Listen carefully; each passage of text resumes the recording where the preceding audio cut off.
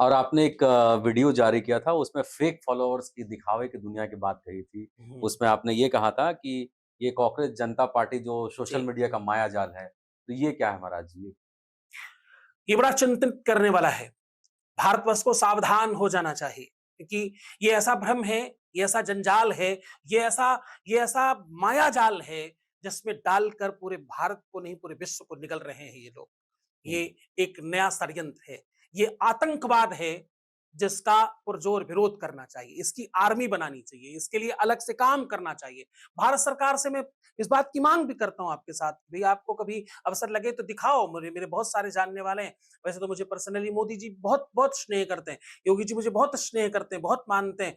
मैं उनसे भी ये बात कहता हूँ कई बार कि आपको इसके लिए एक आर्मी बनानी ही पड़ेगी। इस आतंकवाद से अगर हम नहीं बच पाए, तो हम किसी से नहीं बच पाएँगे। हुँ, आज कितना आसान है, ₹100 ₹500 में आपको फॉलोवर मिल जाते हैं हुँ, और आप जहाँ चाहें, जितना चाहें ट्रैफ़िक भेज सकते हैं। हुँ, और आश्चर्य ये है कि इंस्टाग्राम के आप फॉलोवर चेक करिए।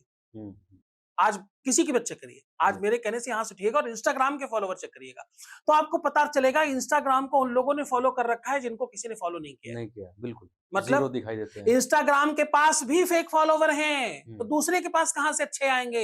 ये हुँ, सब फेक है, पूरी दुनिया ही ये फेक है। तो हुँ, ड्रामे से बाहर आओ, हुँ, खुद को जाकर अच्छा बनाओ। हुँ, इसके इसके लिए जागना पड़ेगा क्योंकि भारतवर्ष संकट में है। हुँ, आस-पास के कई देशों में ऐसा ही चल रहा है। षड्यंत्र किया गया मतलब और वो डिजिटल सफल हुआ। डिजिटल आतंकवाद आप कह रहे हैं पूरे आतंकवाद भारत है ये जी, और इस डिजिटल आतंकवाद। डिजिटल आतंकवाद है और हुँ, ये डिजिटल आतंकवाद से अपने को बचना पड़ेगा। इसके लिए आर्मी बनानी पड़ेगी और ये बहुत ज्यादा आवश्यक है क्योंकि ये ऐसा गजब भ्रम है क्योंकि युवाओं के पास कोई काम नहीं है इस समय हुँ, और वो बहुत कंफ्यूज है। हुँ, मैं भी किसी काम से गोवा गया तो मैंने देखा कि वो पूरा होटल बुक है जिसमें मुझे रहने की व्यवस्था करी थी इन लोगों ने। हुँ, गोवा सरकार की तरफ से कोई अरेंजमेंट था। जी, तो वहाँ के मुख्यमंत्री जी मेरे बहुत अच्छे खास हैं, तो उन्होंने व्यवस्था की थी और पूरा होटल बुक था। हुँ, और इत्तेफ़ाकन मुझे भी ये पता चला किसी बहाने से, किसी बातचीत में सुनने में आया मुझे कि हुँ, ₹40,000 का रूम है। हुँ, 250 रूम है उस होटल के पास, सारे बुक हैं सारे बुक हैं।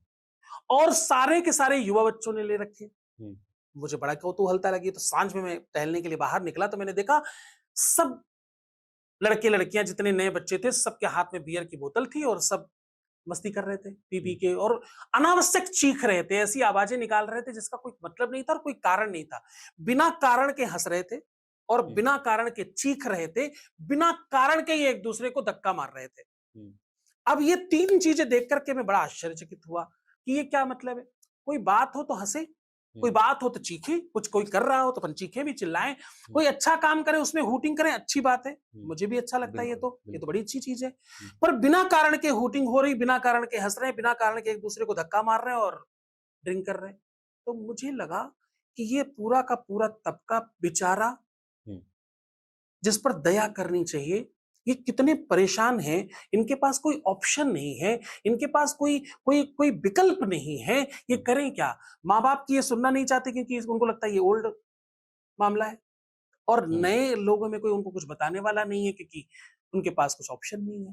हुँ, तो मुझे लगता है ये जो जनजी है ना, ये भी बहुत वैक्यूम है इसमें। हुँ, इसमें बहुत काम करना है और इसमें सरकारों को भी करना पड़ेगा, हुँ, हमको आपको भी करना पड़ेगा हुँ। और ये डिजिटल आतंकवाद से लड़ने के लिए भारतवर्ष को तैयार होना